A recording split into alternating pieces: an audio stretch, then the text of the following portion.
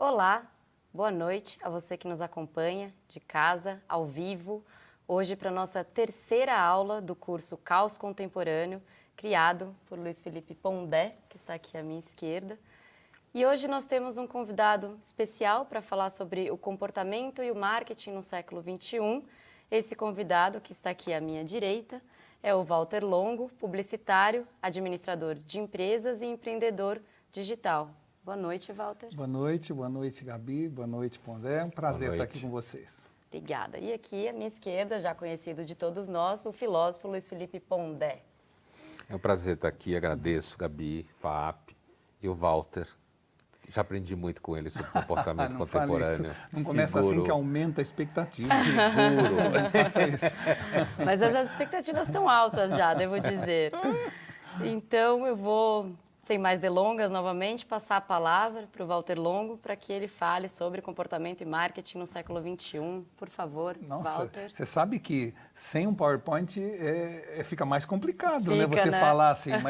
Mas nós vamos falar hoje um pouco sobre exatamente 3 tendências que estão, de certa maneira, alterando o comportamento, gerando isso que o Pondé chama de caos contemporâneo, não é?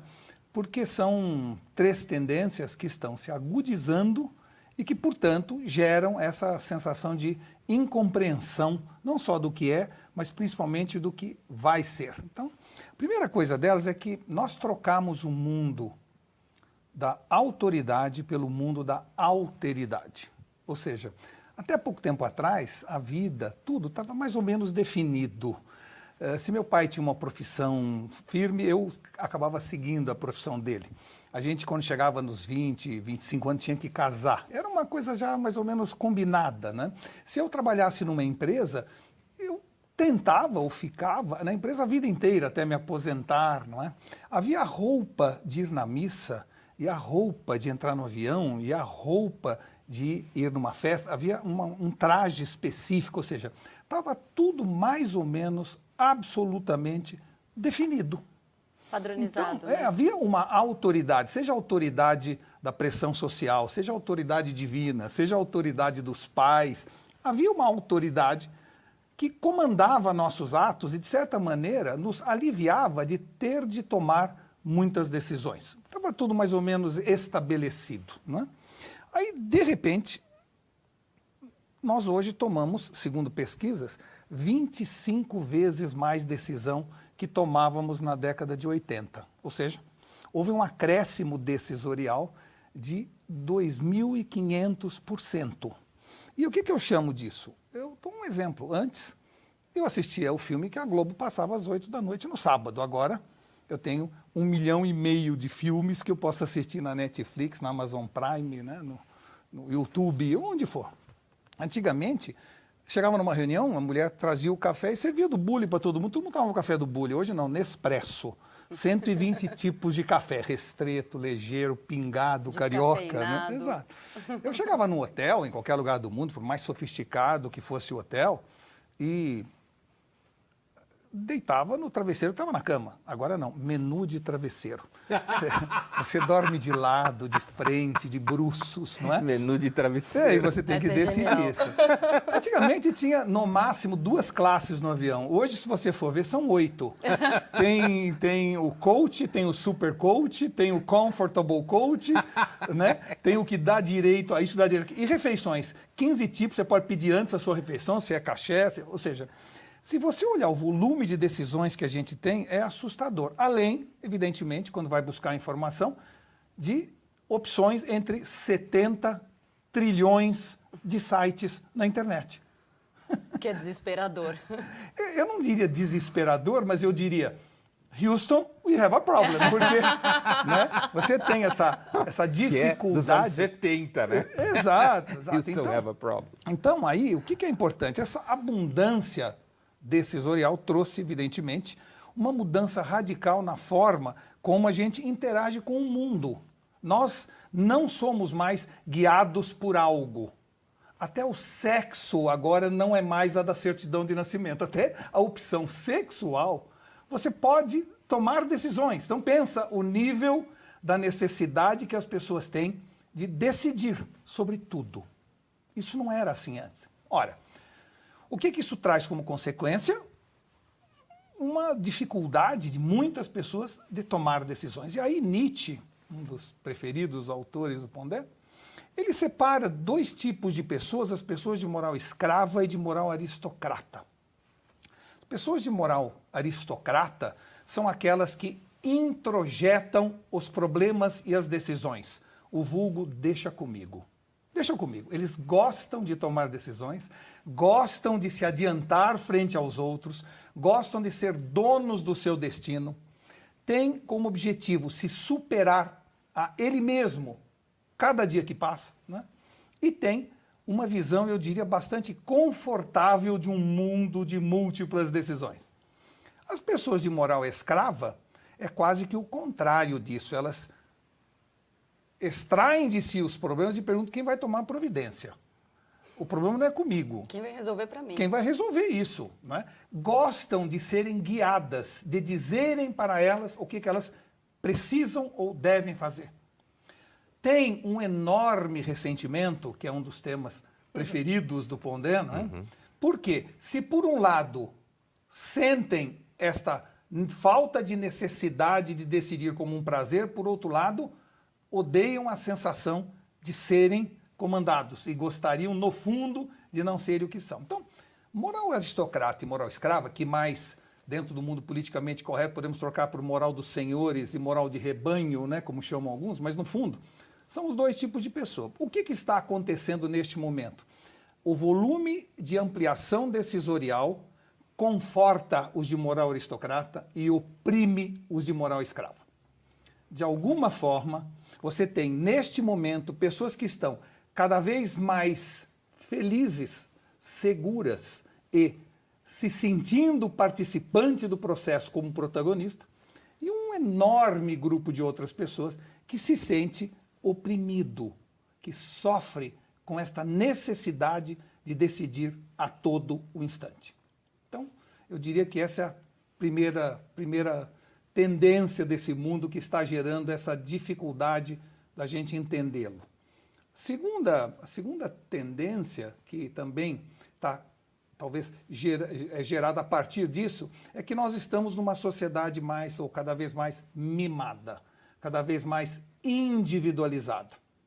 Uma sociedade que está sendo mimada por tudo e que está exigindo esta individualidade. Então, na sua casa hoje, antigamente a minha mãe punha comida na mesa, todo mundo comia a mesma comida. Agora não, a filha é vegana, o pai é macrobiótico, o filho é lactose free, e a coitada da dona de casa se transforma numa chief home officer para tentar administrar o estoque dessas loucuras que a gente criou, tá certo?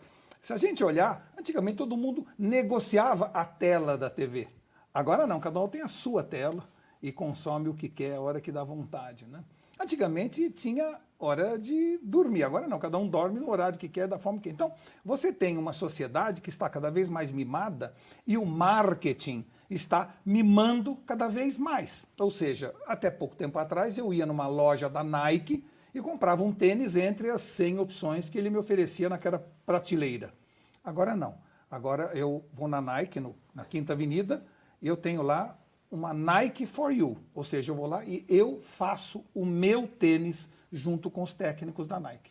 Eu decido o tecido, a sola, a gáspia, o cordão, o zíper, eu faço o meu tênis. Tem empresas de shampoo que não mais vendem shampoo na prateleira com vários ingredientes. Agora, eles fazem um questionamento para você na internet, se você tem cabelo crespo, liso ou cacheado, se você fez algum processo químico no cabelo recentemente, e em cima das informações que você manda, eles criam o seu shampoo. Cerveja, agora, eles mandam uma cerveja base para você, você diz, eu queria um pouco menos de malte, um pouco mais de lúpulo, até que eles fazem a sua cerveja e passam a entregar a cerveja com o seu rótulo. Então, se a gente olhar, o marketing está indo por um lado, onde a própria Nestlé já criou a dieta baseada no seu DNA. Ela faz um estudo de DNA seu, em cima disso, te dá a dieta. Veja, uma grande empresa de consumo massivo. Então, o que está acontecendo fruto desta necessidade de uma sociedade cada vez mais mimada? É que empresas daqui para frente precisam mudar radicalmente a forma como atuavam. Elas precisam ser cada vez mais simples nos seus produtos ou serviços, cada vez mais individualizadas na relação e cada vez mais flexíveis no processo. Quase como se fosse não mais a marca de poucos ou a marca de qualquer um, e sim a marca de cada um. E isso passou a ser não apenas um desejo, um objetivo, mas uma exigência do mercado. E quanto mais gente oferece coisas individualizadas, mais eu me assenhorio desta sensação e passo a exigir isso, né? Claro que isso traz como consequência também a efemeridade, porque na hora que tudo passa a ser individualizado, eu cada vez me aborreço mais com as coisas, né? Tem amigos meus que mandam um vídeo para mim e falam assim: Walter, assista até o fim, o vídeo tem 15 segundos. Eu falei, como é que ele queria que eu em 15 segundos cortasse, né? Não, mas, e é verdade, as pessoas param antes de 15 segundos. Então, isso tudo é consequência dessa sociedade cada vez mais individualizada, mimada, etc. E a terceira coisa desses fenômenos, então, o primeiro é a troca da autoridade pela alteridade, pelo volume de opções. A segunda, uma sociedade cada vez mimada, mais individualizada. A terceira parece o contrário da segunda, mas é o que gera o caos contemporâneo, que é o tribalismo.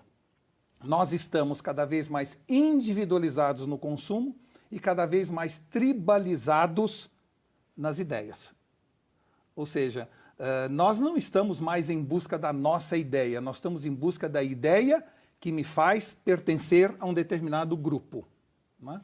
Isso é tão interessante que nós deixamos, em função dessa nova visão do chamado tribalismo, de discutir até faixas etárias. Hoje nós temos o que a gente chama, não mais dos millennials, da geração Z, da geração X, e sim dos perennials.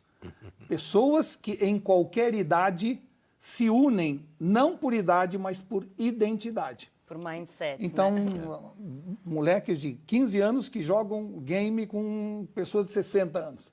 Mulheres de 45 que se vestem como mulheres de 25 e frequentam o mesmo ambiente. Ou seja, porque o importante é a identidade. E essa tribalização deixa de existir indivíduos com ideias próprias, e sim pessoas que são canceladas se tentam ir contra a ideia da sua tribo a qual pertence. Então nós estamos, nesse momento, com um grave problema de tribalização. Por quê? Primeiro porque a tendência nossa sempre foi, através do viés de confirmação que o nosso cérebro processa, muito felizes cada vez que alguém concorda conosco e muito chateados quando alguém discorda da gente.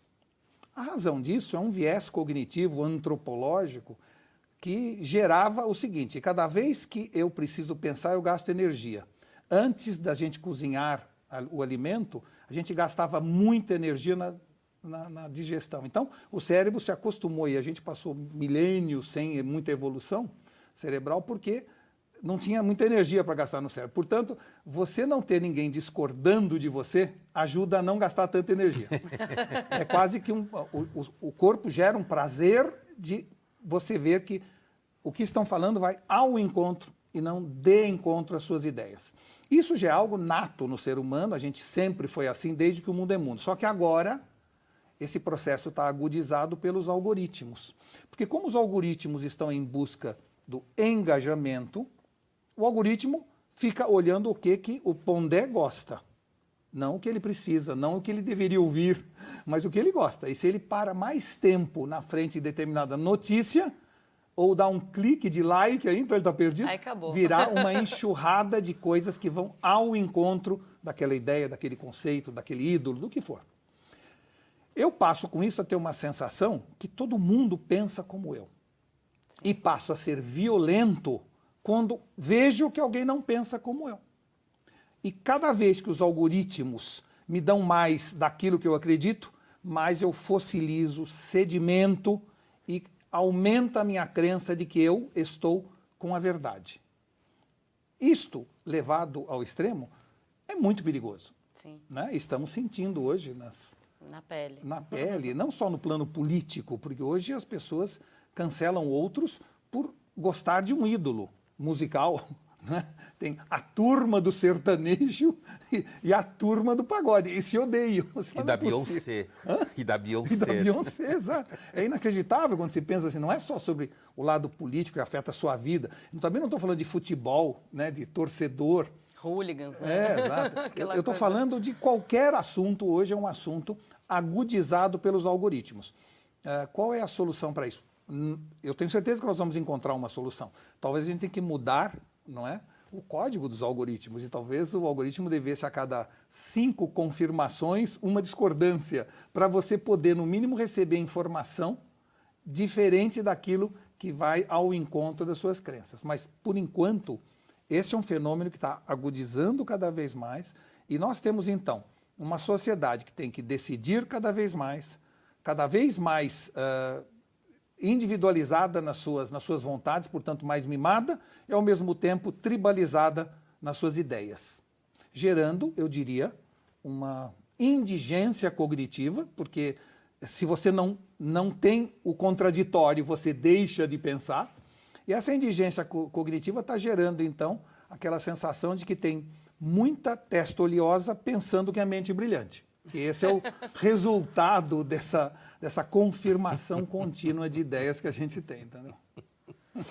Não é o seu caso. Não, eu estou pensando em outra coisa. Estou pensando nos youtubers que dão uma aula sobre clássicos. É isso, é maravilhoso, Pondé, maravilhoso. Que sim, é ótimo isso. É isso. Então, eu acredito, para a gente começar a nossa conversa, né, que essas 3 tendências estão, de alguma maneira, contribuindo com o caos contemporâneo, que o Pondé tem muito mais para falar do que eu sobre esse tema. Bom, obrigado. Eu falei que a gente aprende muito sobre comportamento com ele. Então, assim, olha, eu queria começar falando algumas vezes, nos anos passados, eu fui à agência de publicidade, inclusive a convite do próprio Walter Longo e outras pessoas, para discutir cases, né? Discutir comportamento, clientes, o que estava acontecendo do ponto de vista sociológico, antropológico. E eu sempre gostei muito desse tipo de trabalho porque eu achava essas discussões, as discussões mais inteligentes das quais eu participava. Sei que é uma ideia estranha, os próprios publicitários acham essa ideia estranha. Nós somos numa crítica muito grande de nós mesmos. Exato, é verdade. Mas a minha sensação é que isso acontecia porque aqueles profissionais ali estavam de fato querendo saber o que as mulheres brasileiras querem fazer com o seu cabelo. Porque se não soubessem fazer isso, eles iam acabar perdendo a conta, porque iam vender o shampoo errado, sei lá, né? Ia ler errado o comportamento das mulheres. E aí, dando aula em publicidade já há alguns anos, a impressão que eu tenho, inclusive isso tem muito a ver com os próprios professores, né? E também profissionais mais jovens, eu percebo que muita gente que atua na área de marketing e publicidade perdeu essa capacidade. A capacidade de ser honesto e dizer, eu quero vender isso para a pessoa. Acabou acreditando em algumas causas que se vende por aí. Então, tem uma piada que eu aprendi quando eu comecei na Folha, que eu gosto muito, que é uma piada sobre jornalista, né? Não sobre publicitário. Que é assim, mas são chifópagos. Então, é aí que está. A piada era a seguinte, qual a diferença entre o jornalista e o publicitário? Ambos vão para o inferno. O jornalista não sabe. Porque o jornalista está imbuído da ideia de que ele está salvando o mundo. Eu temo que alguns publicitários hoje também não saibam que vão para o inferno. Né? Também acreditam que estão salvando o mundo. E isso me parece uma perda, porque o que eu sentia e percebia é que ali você tinha pessoas ali que estavam de fato querendo olhar o mundo de frente. No sentido, voltando ao que falava o Walter, quando ele citou o Nietzsche, querendo olhar o mundo no sentido extramoral, como falava o Nietzsche. Quer dizer, suspende o juízo moral e tenta entender como a realidade é, né? Como que ela funciona. E agora não, todo mundo é moralista no sentido banal da expressão, não no sentido filosófico, em filosofia, ser moralista e analisar a natureza humana e comportamento. No sentido comum, é você cagar a regra. Né? Dizer como as pessoas têm que agir, o que é certo e errado. E é você dar em coisas como, eu li tal livro e tem uma frase racista, que livro horroroso. Nunca mais eu vou ler fulano. E o fulano pode ser Shakespeare. No caso. Certo, né? Pode ser o próprio Shakespeare. Então, eu digo isso porque eu acho que essa tendência acaba impactando, inclusive, quando você quer fazer uma análise a partir do marketing, que é uma ciência social aplicada, essa é a definição da CAPES, né? Ciência social aplicada. Isso acaba impactando a própria atividade de marketing, porque você acaba não olhando para o mundo como ele é e você acaba acreditando numa ilusão de mundo. Isso você tinha que fazer com o cara. Agora você sofre da própria ilusão. E acaba acreditando, como jornalista, que está salvando o mundo, né? Que está indo para o céu. Quando morrer, aí os publicitários e os jornalistas sonham em encontrar. Os jornalistas continuam acreditando nisso, assim, obsessivamente, que são o braço armado do bem na sociedade. Claro que a função é outra, seria, na realidade, colocar a discussão livremente. Bom, agora eu queria situar uma questão, que é um tema que me interessa bastante, que é essa ideia de que o marketing ele tem se transformado paulatinamente num grande narrador do mundo, né? Ele tem se transformado como você tem um avanço da sociedade de consumo e você tem a necessidade de vender tudo, né? Vender comportamento, vender ideia, vender causa, vender expectativa, tudo que faz parte do universo do desejo. Isso se acirra, então você tem que cada vez mais fazer com que aquela pessoa compre ou dê adesão ao que você está querendo fazer. Isso está na medicina, certo? Que é o modelo de medicina americano que está no Brasil. Ou seja, você gera procedimento, você gera atendimento, você gera custo. Você tem que gerar. Isso está, por exemplo, até na área da... Se a gente pensar em psicologia, os psicólogos sempre perderam para os psiquiatras porque o psiquiatra trabalha com capital. A indústria farmacêutica É por capital. trás. Então, o psiquiatra ele está ali envolvido com a atividade do capital enquanto tal. O psicólogo não, ele estava ali numa função meio de taxista. Varejo. Está no varejo. Tá Ele no estava ali varejo. vendendo a hora, né? E ganhando. Um de cada vez. Um de cada vez. Mas agora você começa a ter empresas de psicologia em que você tem profissionais que, sei lá, são da área de desenvolvimento de terapias. Isso vai ao encontro, por exemplo, de terapias cognitivas, comportamentais, quer dizer, coaching. Isso vai virando negócio. Por quê? Porque as pessoas, elas têm uma tendência a querer sofrer menos. Sofrer menos nem sempre é a melhor solução para o sofrimento, certo? Sofrer menos. Às vezes, uma solução ou uma forma de lidar com o sofrimento é entender que esta é uma das condições estruturais da vida humana. Basta ler os grandes trágicos. Sim. Né? Então, esse processo está na educação. Na educação tem um problema a mais que a psicologia não tem, porque a psicologia, o número de pacientes só aumenta, porque aumenta diagnóstico. Saúde mental. Saúde mental é uma grande fronteira do capital no século XXI. E os pais não têm a mínima ideia do que vão fazer. Pai é o bicho mais perdido, assim, você quer encontrar gente perdida, vai na escola de criança pequena, né? Não tem a mínima ideia do que fazer, pegam tudo das redes sociais, repetem modelos que vale hoje, amanhã não vale nada, né?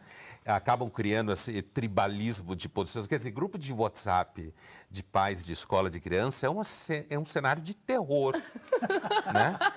De horror, né? Então, você acaba... As pessoas acabaram optando por ter menos filhos, né? A filósofa Susan Neiman, que é uma filósofa que eu gosto bastante em atividade, ela diz que as crianças sempre morreram muito. E, de repente, a saúde preventiva, social, pública, começou a salvar crianças. E aí os pais não sabem o que fazer porque eles sobram. Né? Então, qual é a Tinha-se decisão? muito porque morriam muitos Morria, no agora processo. não. Né? Agora, há algum tempo, não. Resultado, o que os pais resolveram? Não ter filhos. Vai que vive. Então, porque é um problema tão grande e o nível de insegurança, voltando ao que falava o Walter, quer dizer, o processo de decisão contínua, que você tem que ficar sem parar. inventando o tempo inteiro. E aí começa a se perguntar, quando você ouve um pai e a mãe falando assim, não, outro dia eu escutava alguém falando assim, não, porque a gente tem que ensinar os jovens e as crianças quais são as virtudes para eles serem boas pessoas. É evidente que não se consegue fazer isso. A educação tenta isso há não sei quanto tempo. Você ensinar para as crianças certas virtudes para que eles vão ser boas pessoas. Então, eu acho que isso, no sentido geral, acho que tentar salvar o mundo é sempre um problema. Do ponto de vista cognitivo, com certeza. Porque você sai da realidade e você começa a operar no plano da idealização contínua. Eu dou esses exemplos da educação, que tem o problema da diminuição de jovens. Quem trabalha com educação sabe disso, é um fato estatístico, mas esse processo é um processo que já vem, eu especificamente acompanho ele desde 2010, com a literatura especializada pontuando isso, e a tendência é evidente. Né? O único continente que você tem um crescimento populacional significativo é a África. Por quê? Porque você tem muita pobreza. Sim. Poucas mulheres trabalhando do ponto de vista da carreira, Falta de porque uma coisa é trabalhar, outra coisa é ter saúde carreira. pública também Não pra- tem saúde pública, então. Então, eu acho que tem uma coisa, assim, em relação ao marketing, mas não é só em relação ao marketing, mas eu acho que a tendência é cada vez mais... outro dia eu via um comercial de uma marca importante, trabalhando com jovens, eu acho que sobre os jovens esse é o maior impacto, sobre criança, jovem, dizer, que é hoje um bicho super perdido, né? Adolescente, jovem de 18, 19 anos. Né? Ele, de repente, se você perguntar, ele acha que não é. Mas se você apertar, espremer, começar a falar sério, começa a aparecer esse tipo de sentimento. Por quê? Eu acho que há uma tensão necessária, eu digo necessária no sentido filosófico, quer dizer, estrutural, não conjuntural. Há uma tensão necessária entre atividade reflexiva e atividade de vendas. Os dois se relacionam e têm que se relacionar numa sociedade de mercado, porque a gente precisa do mercado. Né? Ninguém conhece forma de produzir riqueza e melhoria de condição material de vida que não seja via mercado. Né? Não tem. Né? Se tentou outra, socialismo, não sei o quê. Ainda tem um povo que fica falando isso, mas fracassou tudo. A atividade de mercado está vinculada à própria atividade do impulso individual de realizar coisas. Né? Você quer fazer coisas porque você quer fazer para você, porque isso vai significar avanço na sua vida em vários sentidos. Né? E aí fica difícil porque, muitas vezes, ao dizer isso, a pessoa entende que então você está dizendo que a sociedade de mercado é um paraíso, ou que a relação de mercado é uma relação que resolve todos os problemas. E a tensão está no fato de que, ao mesmo tempo que todo mundo precisa vender, porque senão você não sobrevive na sociedade de mercado, você tem que tomar o cuidado danado para que você não se perca nesse processo. Se você está vendendo uma geladeira, ou um carro, ou está vendendo uma viagem pela CVC, ou seja lá o que for, você está vendendo aquilo. Quando você está trabalhando com ideias, quando você está trabalhando com pensamento, quando você está querendo oferecer e vender uma forma de olhar para a realidade que não produza uma espécie de encantamento estúpido em relação à realidade, a relação é tensa. O que não significa que não há relação. Sim. Significa que ela é tensa. E quando ela deixa de ser tensa, é porque em algum momento você acabou se perdendo na cadeia de alienação do processo. E você está, na realidade, pensando para vender. E o que eu acho muito louco na sociedade de mercado, né? Que eu acho ela imbatível dos modelos que a gente conhece até hoje de economia e de produção de vida material, e não só material, é porque, ao mesmo tempo, o mercado é capaz de ter nichos que falem mal dele, certo?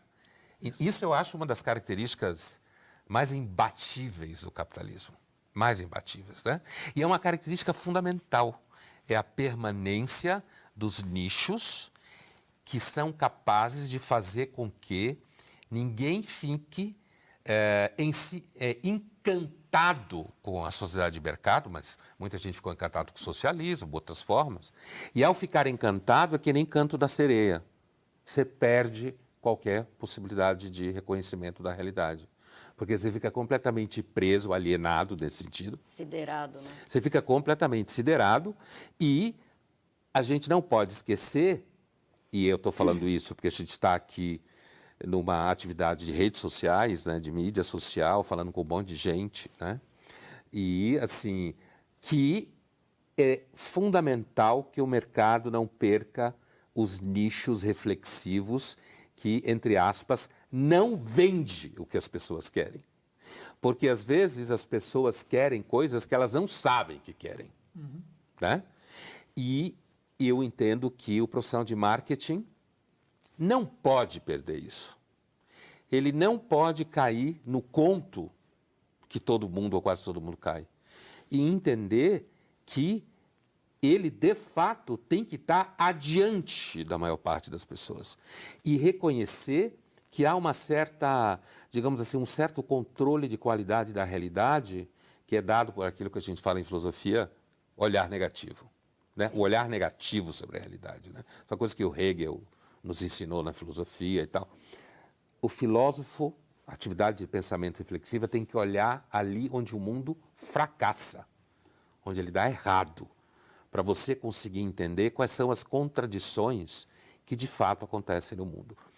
E eu acho que o profissional de marketing hoje, como tudo está virando marketing, né, ele é uma das figuras mais fundamentais para manter um certo nível de inteligência, né, operando nas relações comerciais, e não desistir e não fazer, por exemplo, eu encerro por aqui, como uma vez eu vi uma marca vendendo um certo produto, que aqui pouco importa qual é, porque servia qualquer produto na realidade, e a assinatura, digamos assim, do comercial era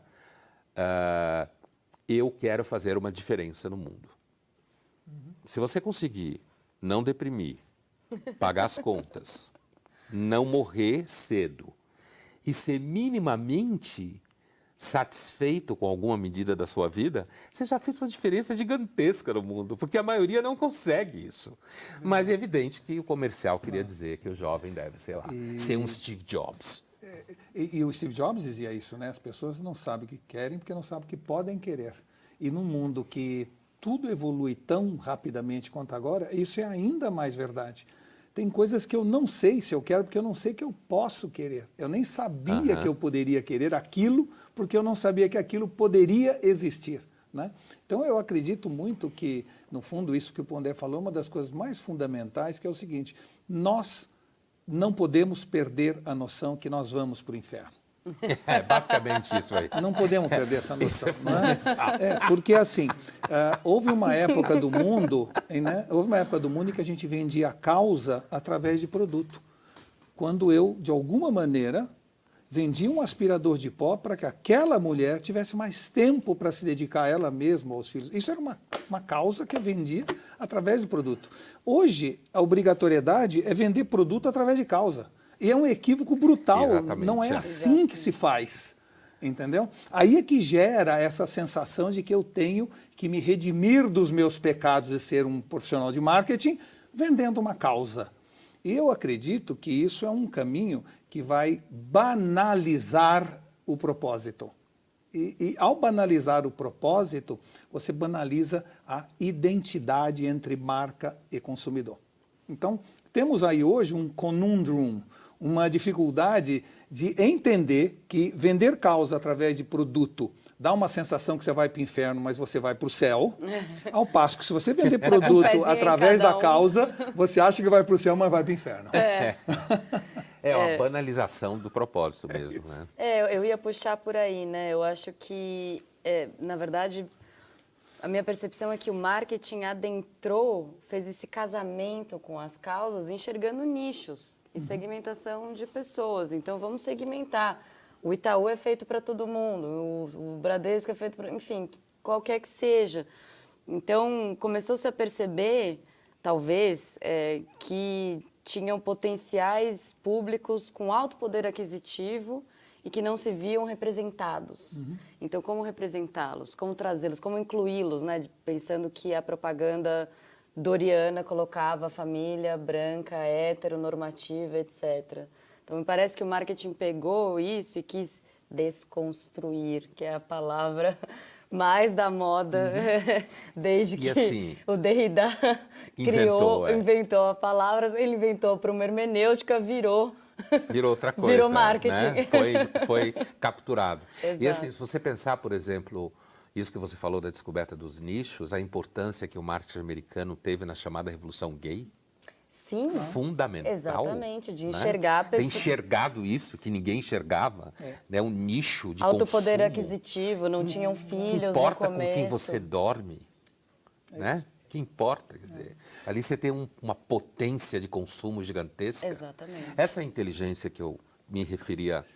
Que traz, por outro lado, como consequências, vamos dizer assim, se a gente entender que democracia era o governo da maioria e agora está se transformando paulatinamente no governo das minorias, né? O marketing, de certa maneira, fez o mesmo caminho, saindo de uma visão genérica aspiracional para uma visão identitária.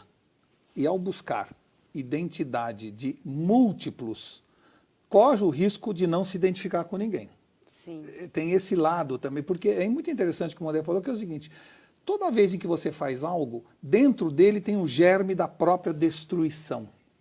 Né? Aliás, o Maturana fala muito de autopoiese, que é essa definição do ser vivo. O ser vivo a forma de definir não é se ele reproduz, porque tem ser vivo que não reproduz, não é se ele respira, porque tem ser vivo que não respira, mas ser vivo é aquele que faz a autopoiese, tem essa capacidade de regenerar-se a si mesmo, de produzir e de destruir a si mesmo.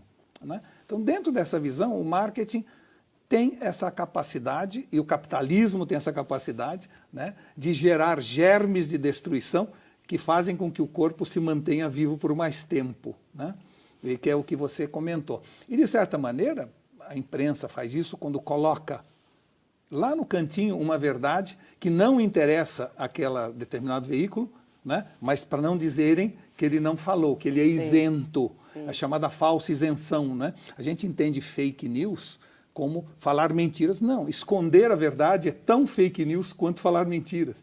E isso também tem uma tentativa de você, seja de um lado ou do outro, seja da direita, da esquerda, seja de crenças de um lado ou crenças do outro, as pessoas ficam com aquela sensação: não, eu vou ter que dar essa notícia, mas eu vou ter que dá-la de um jeito para não dizerem que eu não dei.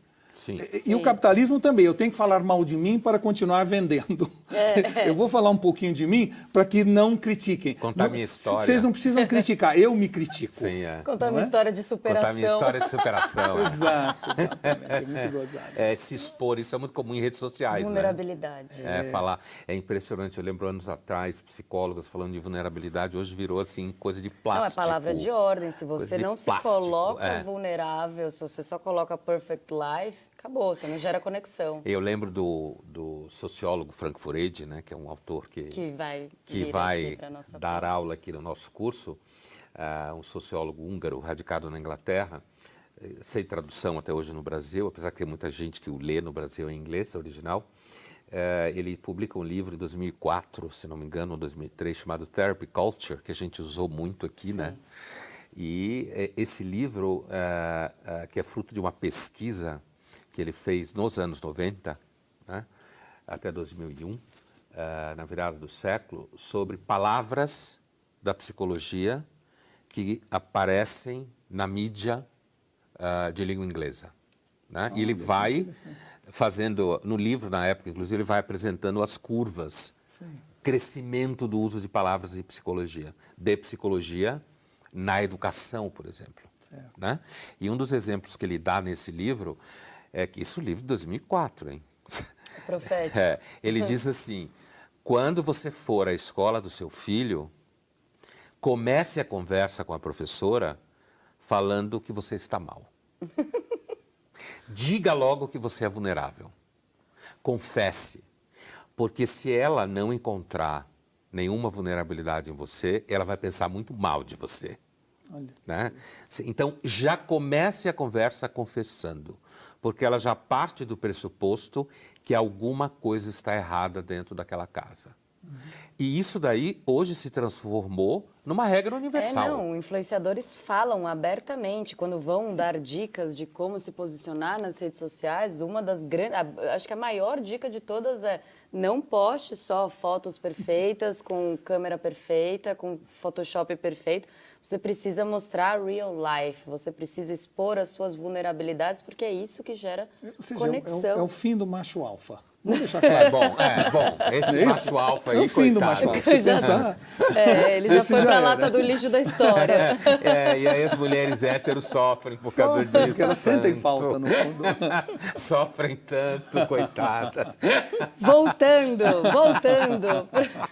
Eu quero trazer um outro assunto que a gente passou já, mas não explorou, que é a questão do propósito, né? Me parece, e aqui eu divido essa angústia com o Pondé por conta de anos aqui, né, na docência, na FAP, dos nossos alunos, acompanhando a mudança, né? Dei aula durante 12 anos, Pondé 25, né? Então, eles mudaram muito, né, nesse tempo. E eles são gerações que vêm mais angustiadas, gerações que vêm, e aí tem vários estudos, tomam mais remédio, transam menos, bebem menos, ficam mais próximas aos pais, etc. Não tem tanta necessidade de independência. E são gerações ávidas por propósito. Eu discutia muito isso porque o Pondé criou uma disciplina de comportamento contemporâneo que eu assumi durante muito tempo aqui na graduação de comunicação da FAP. E aparecia em toda a aula a angústia deles buscarem propósito. E eu acho que o marketing também nada de braçada nisso, sim, né? Porque percebe essa angústia Nada das de novas... braçada, mas não consegue suprir. Não, essa porque é falta impossível de propósito. suprir, na verdade, por isso, mas tenta dessa maneira, né? Porque o propósito virou o grande pilar, né? Grande busca das pessoas. É interessante esse assunto. Tem algo que vale a pena, quem tiver interesse ir mais fundo na internet, chamado Universo 25. O Universo 25 foi um experimento feito por um cientista chamado Carl Jung, e chama o Universo 25 porque ele fez o mesmo teste 25 vezes. Ele colocou num local enorme 4 casais de ratos. E nesse local ele pôs água em abundância, comida em abundância, temperatura controlada, falta de predadores, o paraíso para os ratos. Paraíso. E eles, claro, começaram a fazer amor sem parar, não é? Porque procriar. Já procriar. Também não tinha o que fazer lá, né? Exato. Normalmente assim. Quando chegou, segundo os relatos dele mesmo, 600 ratos num universo com capacidade para abrigar 2.000, começaram os problemas. Alguns se isolavam e não queriam mais se relacionar com os outros. Outros formavam gangues e batiam nos outros, mesmo que não faltasse comida. Um outro grupo começou a atacar os filhotes daqueles que tinham filhos, que estavam cada vez mais raros. E o fim disso, 5 ou 6 meses depois, era a exterminação de todos os ratos por eles mesmos. Nossa. Sendo que, autoflagelação. De alguma maneira, ele fez isso 25 vezes, assim 25 vezes provou-se o mesmo fato. A conclusão dele, evidentemente, na época, era um pouco falando da superpopulação ou de como isso, de alguma maneira, neurotiza. Mas o que ele também levantou é assim, a falta de propósito não é apenas a falta de eu querer ser alguém ou querer realizar, é também a falta de ter que lutar, de bater um bolo, de assentar um azulejo. Ou seja, nós não temos hoje as necessidades que tínhamos, as obrigações que tínhamos. E estas últimas gerações vêm tendo ainda menos essa necessidade de sobrevivência, de trabalhar. Então, você só está preocupado em salvar o mundo, ou mais preocupado com o fim do mundo, porque alguém resolveu o fim do mês. Porque se você tem o fim do mês para resolver, você não necessariamente se dedica tanto a discutir o fim do mundo. Bom, eu estou dando o exemplo do Carl Jung apenas para dizer o seguinte, uma coisa para a gente refletir é até que ponto a principal causa nossa não seria existir e lutar para que isso continuasse acontecendo. Na hora em que eu tiro das pessoas a necessidade de luta pela existência, né? Ou a luta pela realização. Na hora em que eu vendo no marketing que nenhum CNPJ vale um AVC, que, na verdade, o que importa é ser e não ter, que, na verdade, vamos dizer assim, o mundo está indo para um lado que eu discordo, portanto, eu desço dele e vou embora. Ou seja, que a gente tem essa liberdade não existia. Vou morar na Ecovila, né? Vou morar na Ecovila, ou eu estou cumprindo o meu papel porque eu estou reciclando o lixo. Eu estou dando um exemplo apenas caricato e não quero que me levem tão a sério, mas estou dizendo assim... E digam que você não recicla lixo, né? Exato, até porque eu não reciclo. Ou exatamente. eu, então, que sou contra as ecovilas. Exato, exatamente. Mas assim... Só eu me salvei aqui. Olha só! A tendência nossa acaba sendo essa falta de luta, essa falta de ter que levantar cedo, ter que trabalhar. E a gente vende ainda no marketing a sensação de que eu vou fazer um aplicativo e vou ficar milionário, o que também não é verdade. Vou virar unicórnio em 2 anos e meio. Exato, e portanto não há mais uma correlação que sempre houve na cabeça das pessoas entre esforço e recompensa. Esse conceito de esforço e recompensa é o que movia o mundo. Eu sei que se eu me esforçar mais, eu tenho mais. Se eu me esforçar menos, eu tenho menos. Essa equação, ela foi desmanchada na cabeça das pessoas, né? E eu acho que com isso nós temos hoje, como ele falou, muito mais doenças, muito mais problemas, porque assim, muita gente acha que dor e sofrimento são a mesma coisa, elas são antípodas. Quanto mais você aceita a dor, menos sofrimento. Quanto mais você rejeita a dor, mais sofrimento. E isso é algo que o Carl Jung mostrou na Utopia dos Ratos, no Universo 25, e é algo que a gente está vendo hoje nas escolas, nas crianças. Não é? Sim. Você sabe essa coisa que você falava, Walter, de que agora tem que se batalhar menos pelas coisas? Acho que a gente pode olhar isso, inclusive, de um ponto de vista evolucionário. E aí, dando um exemplo caricato, para alguém falar mal de mim. Por favor, também, né? Para não deixar pra só não eu e o ficar Walter só nessa vocês situação. apanhando, né? Que, por exemplo, esse hábito que hoje as pessoas têm, que está um pouco na primeira característica que você descreveu, que é essa coisa de eu vou comer, e aí tem que ser sem lactose, com isso, sem aquilo, e aí você muda o prato, enlouquece o garçom. Eu tenho vários esportes antropológicos, assim. Um deles é em restaurante, ficar olhando as pessoas escolhendo pratos, prestando atenção como elas falam com o garçom. É enlouquecedor, cara. Tem gente que desconstrói. Que é aquele prato com outro molho, sem aquela carne, com outra... Não dá para tirar a carne, né? Então, assim... Isso daí, a gente passava fome até ontem. É isso mesmo. A humanidade passou fome a sua história e pré-história inteiras. Passou fome, certo?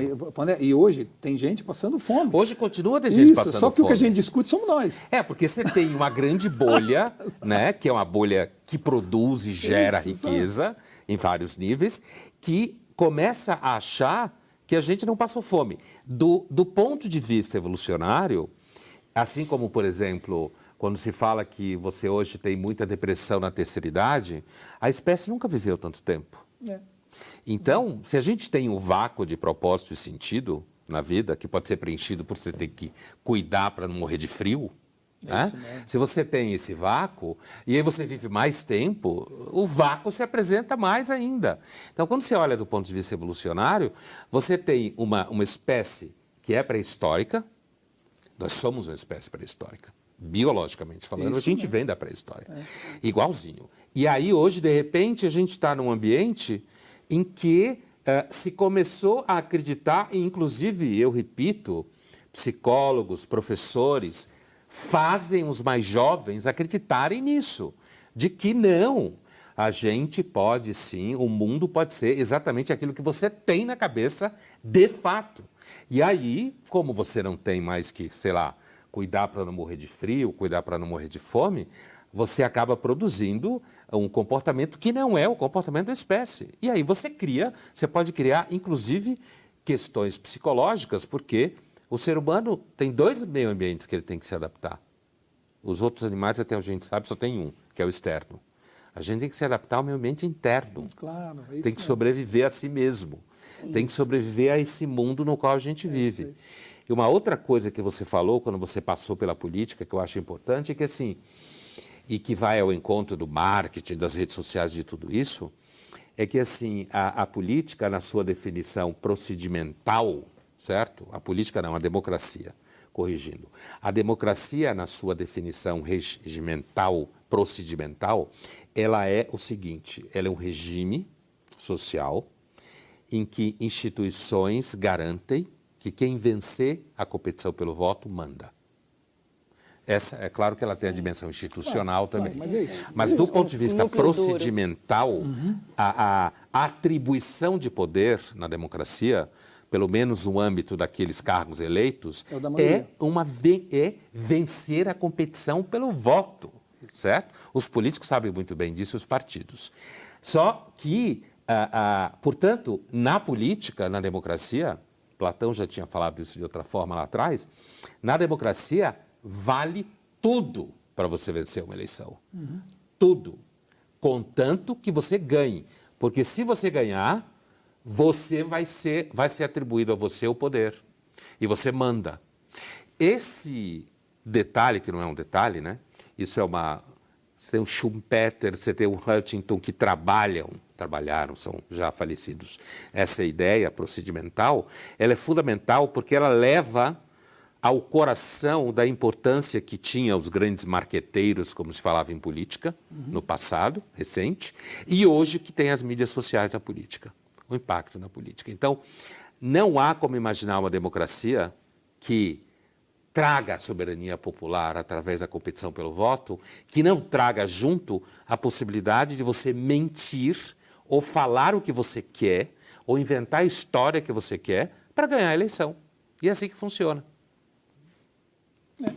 E mais do que isso, né?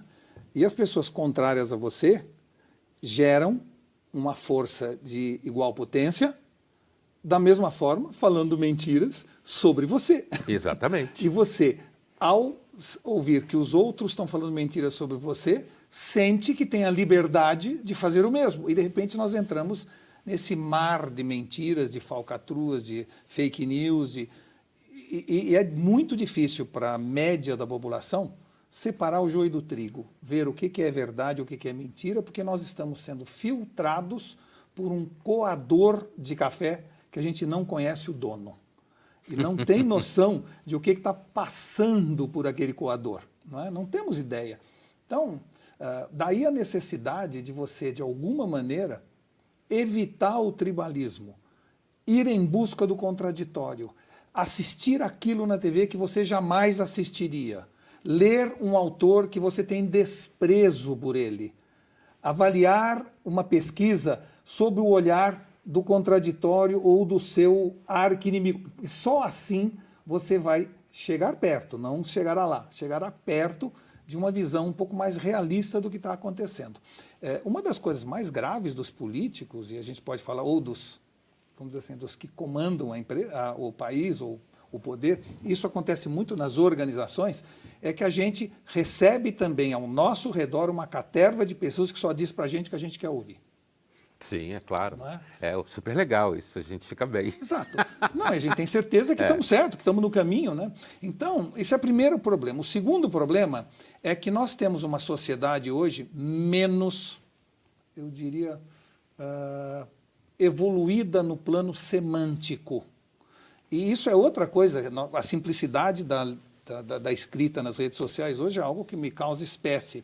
As pessoas não sabem, por exemplo, a diferença entre enfrentar, confrontar ou afrontar. Não sabem a diferença. Se você escrever qualquer um dos três, eles vão entender a mesma coisa, quando são coisas absolutamente distintas, né?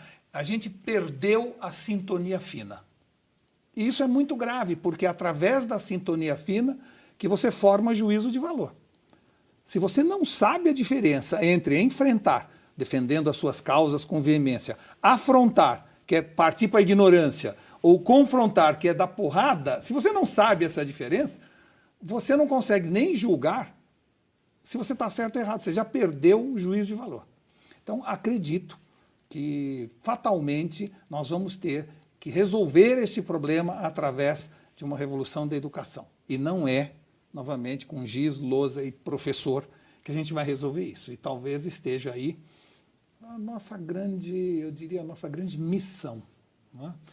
Eu tenho defendido muito, dentro da evolução do marketing, o conceito de education, que é o conceito de juntar o poder do advertising com o propósito do education.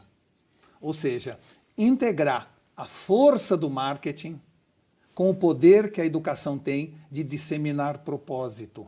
Então, em vez de a gente ficar fazendo campanhas sobre meu produto é ecológico, vamos criar cursos de ecologia e dar consciência ecológica para o público. Se eu sou uma fábrica de colchão, vamos criar um curso para ensinar a importância do ritmo circadiano, a importância de dormir bem, o que os beta-amiloides resolvem ou criam no seu cérebro e te prejudicam a saúde. Vamos trazer para a população, não é, através da educação, o propósito das empresas, já que as empresas estão tão imbuídas desses propósitos. Mas continuar transformando o propósito em slogan ou filme que ganha prêmio em Cannes não resolve nem o problema do produto, nem o problema do consumidor. O propósito em si não é um problema, né? Agora, ele transformado, embalado desse propósito, na verdade, diz respeito ao sentido. Todo mundo Sim, é um busca problema estrutural minimamente mesmo. um sentido Talvez não tenha pra... sentido nenhum e aí a gente busca. A gente busca. Sentido maior, eu quero dizer. Não, E aí a gente busca e encontra. Estou falando do ponto de vista individual.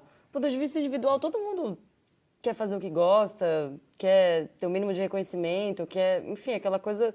Agora, quando isso vira um propósito para além e que realmente a minha vida precisa ser dedicada a isso e a coisa se torna um slogan, aí eu acho que começa a complicar e complica muito na cabeça dos muito jovens. Né? E olha, educação, você estava falando do propósito da educação, grande parte, pelo menos das instituições privadas, o propósito hoje é garantir a sustentação financeira, porque e que é fundamental. É um propósito legítimo. É um propósito legítimo na vida de todo mundo. Claro. Só que é aí que volta aquilo que eu falava antes, quer dizer, aquela tensão entre o modo de operação do mercado e, às vezes, a necessidade de você oferecer alguma coisa que, de cara, não parece alguma coisa que tem valor, certo? E que vai ao encontro daquilo que você disse, você pode não saber, que você pode querer alguma coisa.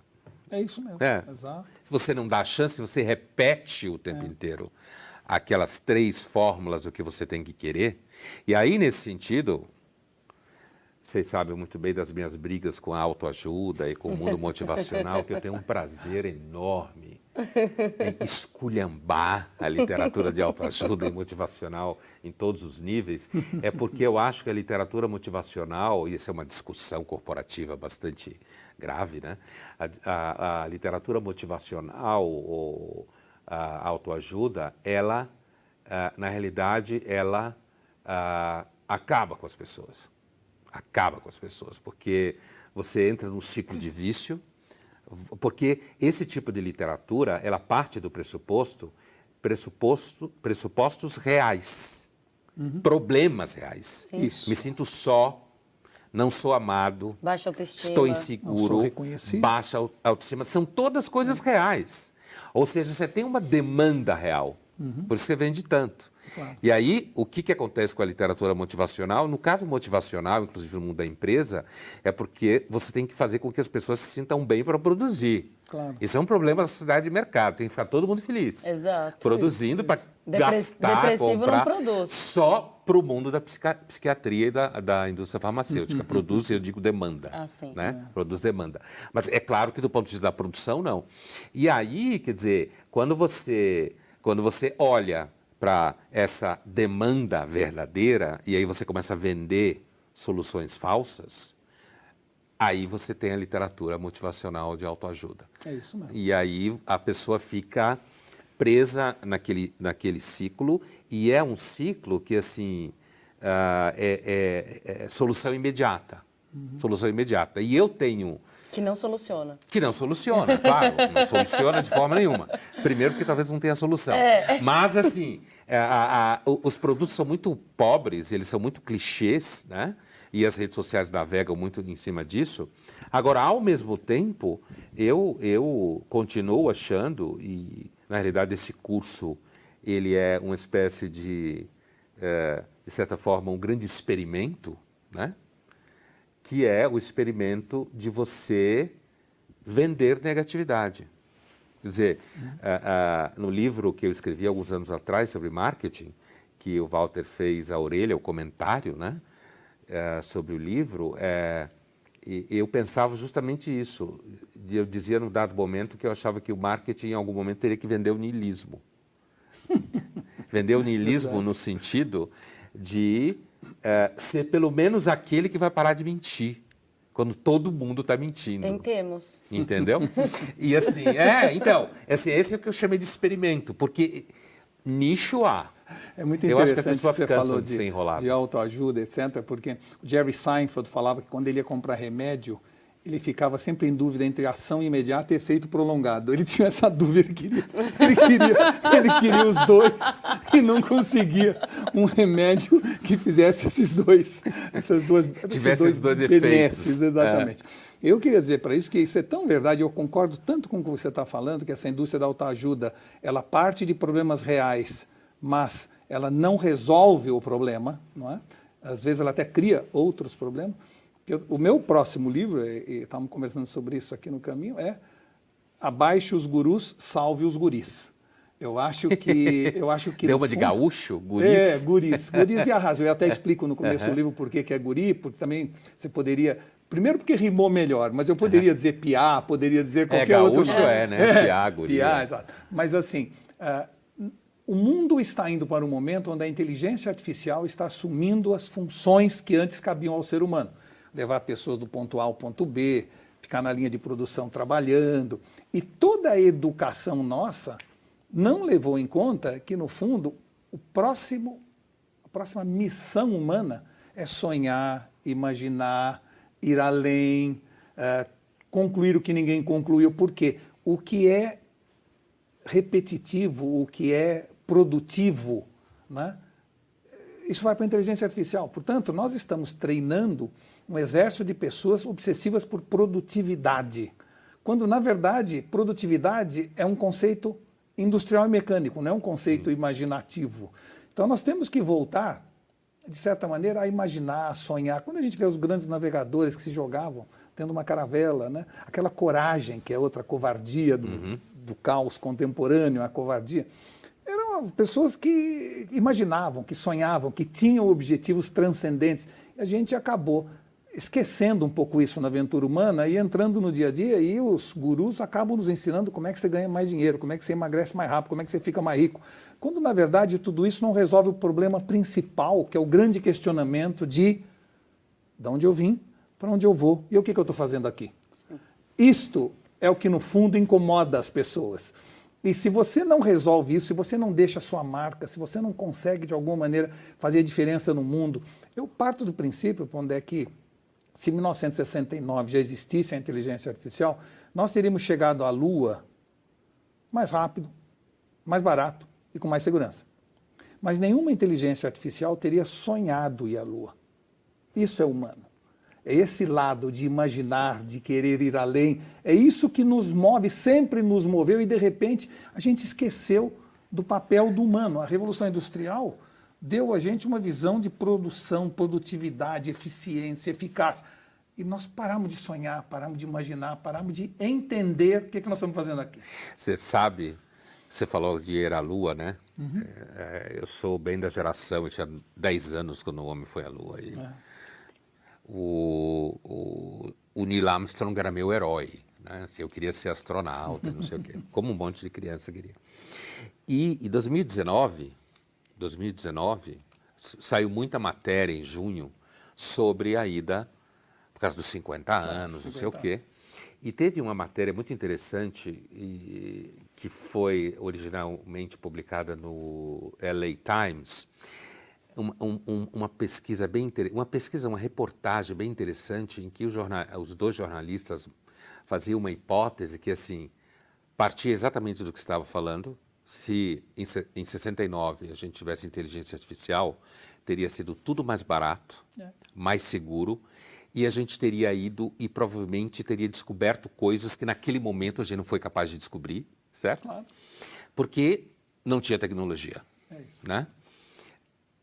E aí a matéria segue no sentido de, ao mesmo tempo, se perguntar se as pessoas que hoje trabalham na NASA, e aí é o universo específico, se elas conseguiriam passar pela pressão que aquelas pessoas passaram. Tinha ataque cardíaco em gente que estava envolvida no assunto, astronauta que morreu, lembra do projeto Imagina. Apollo, antes de decolar, pegou fogo a cabine. Você tinha problemas familiares gravíssimos. Nas vilas onde os astronautas viviam, tinham problemas de casais, infidelidades, divórcios violentos, mulheres que não tinham o que fazer, porque o foco do marido estava tudo ali na vida com os astronautas e tal. Então, essa matéria ela é muito interessante porque ela põe lado a lado o ganho tecnológico gigantesco que a gente tem hoje e como, de certa forma, hoje talvez, segundo a matéria dos dois jornalistas, pelo fato da gente ter se acostumado e ter uma série de confortos, nós talvez tivéssemos dificuldade de encontrar pessoas que fossem capazes de correr o risco, não só dos astronautas, mas de quem estava em terra, a pressão. Tipo assim, se você errar, você está na rua, certo? Mesmo que seu coração estoure. E hoje você teria, então, o psicólogo, o advogado, a mãe, que ia reclamar na NASA, dizendo que você estava pressionando demais o filho dela. Burnout. Burnout, você ia ter burnout. Então, eu acho esse exemplo, eu lembrei desse artigo, porque assim, eu acho que o artigo ele coloca lado a lado, muito claramente, questões que têm a ver com o ser humano, né? E questões tecnológicas. E as questões que têm a ver com o ser humano, me parece que às vezes a gente acaba acreditando mesmo que quando avança o iPhone, os seres humanos avançam mesmo. E não necessariamente. Não é necessariamente verdade, né? De forma nenhuma. Gente, o nosso tempo já extrapolou, o papo está muito bom, por isso que a gente nem percebeu. Eu, por mim, continuaria aqui, mas cabe a mim esse ofício de finalizar um bate-papo que está tão agradável. Então, gostaria de começar te agradecendo, Imagina, Walter, pela quem participação. quiser mais, faz o curso. É isso aí. Exato, vai ser professor do nosso curso. Um profissional de marketing bom, tá vendo? É isso aí, mas essa é a ideia. Call to action. É isso aí. E obrigada a você também, Pondé. Obrigado a por vocês. mais um dia. Obrigado a você que está aí em casa, nos assistindo até agora. E nós nos vemos amanhã na nossa 4ª aula do curso Caos Contemporâneo, sobre o ridículo do contemporâneo. Amanhã a gente vai dar risada também. Hoje a gente já deu... A gente dá risada o tempo A gente todo, dá né? Mas risada amanhã sempre, o tema é exatamente. esse. Mas amanhã vai ser mais. Com o JP Coutinho. Então, vejo vocês lá. Até mais.